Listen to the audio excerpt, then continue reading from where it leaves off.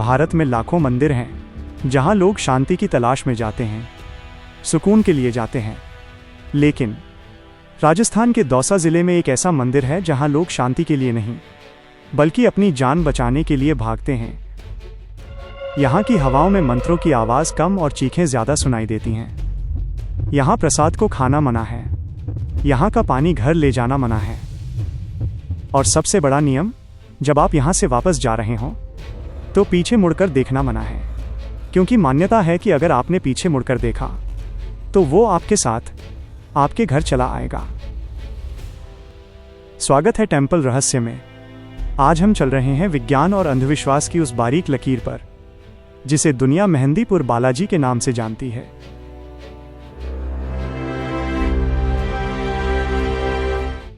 Jaipur Agra highway पर स्थित दो पहाड़ियों के बीच बसा है मेहंदीपुर। इसे घाटा मेहंदीपुर भी कहा जाता है। इतिहासकार बताते हैं कि ये मंदिर करीब 1000 साल पुराना है, लेकिन इस मंदिर की बनावट किसी आम मंदिर जैसी नहीं है। आमतौर पर मूर्तियों को कलाकारों द्वारा बनाया जाता है, लेकिन यहाँ के मुख्य देवता श्री बालाजी महाराज की मूर्ति किसी ने बनाई नहीं है। ये स्वयंभू है, यानी यह पहाड़ का ही एक हिस्सा है जो अपने आप हनुमान जी के आकार में उभर आया। रहस्य ये है कि मूर्ति की छाती के पास एक छोटा सा छेद है जहाँ से लगातार 12 महीने 24 घंटे पानी की एक पतली धारा बहती रहती है। ये पानी कहाँ से आता है, पहाड़ के किस जल स्रोत से जुड़ा है, इसका पता आज तक कोई नहीं लगा पाया। भक्त इसे बालाजी का पसीना कहते हैं, लेकिन विज्ञान के लिए ये एक भूवैज्ञानिक पहेली है। लेकिन लोग यहाँ आर्किटेक्चर देखने नहीं आते, वो यहाँ आते हैं अपनी फाइल लगाने। जी हाँ, मेहंदीपुर बालाजी को कोई साधारण मंदिर नहीं बल्कि एक सुप्रीम कोर्ट माना जाता है। एक ऐसी अदालत जहाँ इंसानों की नहीं, रूहों की पेशी होती है। यहाँ का सिस्टम बिल्कुल भारतीय न्यायपालिका जैसा है। 3 मुख्य देवता हैं और तीनों का काम बटा हुआ है। सबसे ऊपर हैं महंत बालाजी महाराज, ये मुख्य जज हैं, यहाँ केवल रिहाई के आदेश मिलते हैं। दूसरे हैं प्रेतराज सरकार, इन्हें दंडनायक या किंग ऑफ स्पिरिट्स कहा जाता है।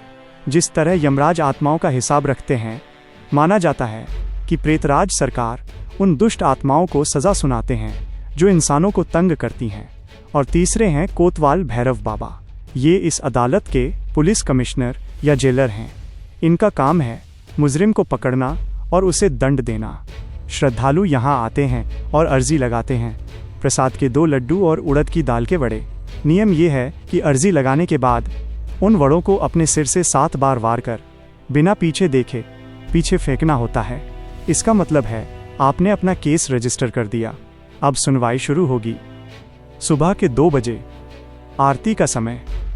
जैसे ही मंदिर के घंटे बजना शुरू होते हैं, पूरा माहौल बदल जाता है।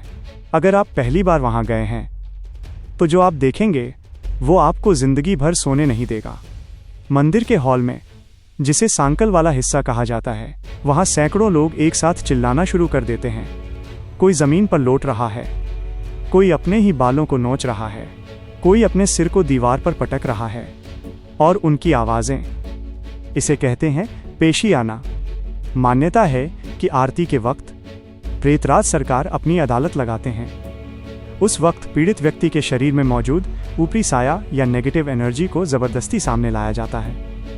आप वहां देखेंगे कि एक दुबला पतला इंसान भी 4-4 लोगों को पटक रहा है। औरतें, जिनकी आवाज़ कोमल है, वो भारी मर्दाना आवाज़ में गालियां दे रही हैं। कुछ साल पहले तक यहाँ लोगों को जंजीरों से बांध कर रखा जाता था ताकि वो खुद को नुकसान न पहुंचाएं। हालांकि अब मानवाधिकार और अदालती दखल के बाद जंजीरों का इस्तेमाल कम हो गया है, लेकिन वो खौफ, वो तड़प आज भी वैसी ही है। यहाँ मार भी पड़ती है, लेकिन इंसान को नहीं, उसके अंदर की बला को। लोग कहते हैं कि उन्हें अदृश्य कोड़े पड़ रहे हैं।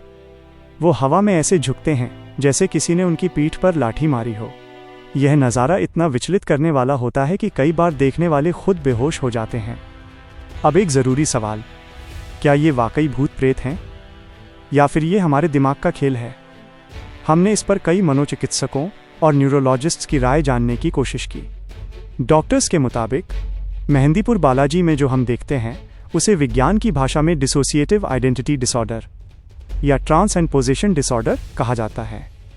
जब इंसान का मन गहरे अवसाद, तनाव या किसी पुराने सदमे को बर्दाश्त नहीं कर पाता तो वो टूट जाता है। उसका दिमाग अपनी पहचान को कुछ देर के लिए बदल लेता है, जिसे हम भूत कहते हैं। वो असल में उस इंसान के दबे हुए इमोशंस, उसका गुस्सा और उसकी कुंठा है। लेकिन यहाँ एक दिलचस्प बात है। जर्मनी और नीदरलैंड्स की कई यूनिवर्सिटीज़ ने यहाँ आकर रिसर्च की है। उन्होंने एक टर्म दिया है, थेरेप्यूटिक इफेक्ट ऑफ फेथ, यानी आस्था का उपचारात्मक प्रभाव। इसे आसान भाषा में समझिए। मान लीजिए एक व्यक्ति को लगता है कि उस पर भूत है। डॉक्टर उसे दवा देता है, पर उसे आराम नहीं मिलता क्योंकि उसे यकीन है कि ये बीमारी नहीं, भूत है। जब वो मेहंदीपुर आता है, वहाँ का माहौल, वो मंत्र, वो भीड़ उसके दिमाग में एक प्लेसिबो इफेक्ट पैदा करते हैं। मनोविज्ञान में इसे कैथारसीस कहते हैं। जब वो व्यक्ति वहाँ चीखता है, चिल्लाता है और हाँ मैं जा रहा हूँ बोलता है, तो असल में वो अपने अंदर के स्ट्रेस को बाहर निकाल रहा होता है। भूत निकले या न निकले, लेकिन उस इंसान का दिमाग शांत हो जाता है।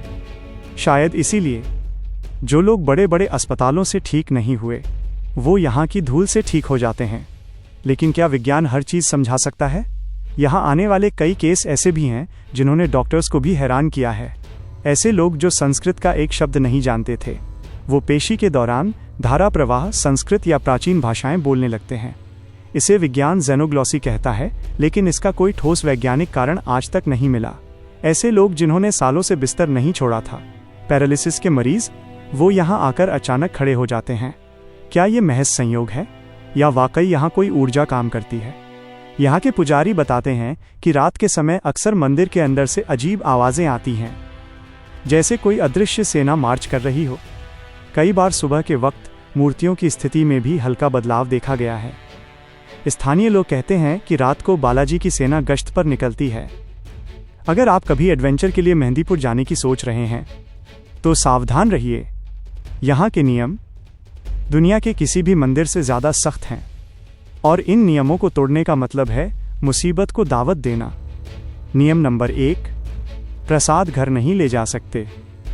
आमतौर पर हम मंदिर से प्रसाद घर लाते हैं ताकि परिवार को खिला सकें, लेकिन यहाँ सख्त मनाही है। यहाँ का प्रसाद, यहाँ की माला, यहाँ का पानी, यहाँ तक कि अगर आपकी जेब में यहाँ का कोई कंकड़ भी आ गया तो उसे वहीं फेंकना होगा। माना जाता है कि नेगेटिव एनर्जी उन चीज़ों से चिपकी होती है। अगर आप प्रसाद घर ले गए तो वो साया आपके साथ आपके घर पहुँच जाएगा।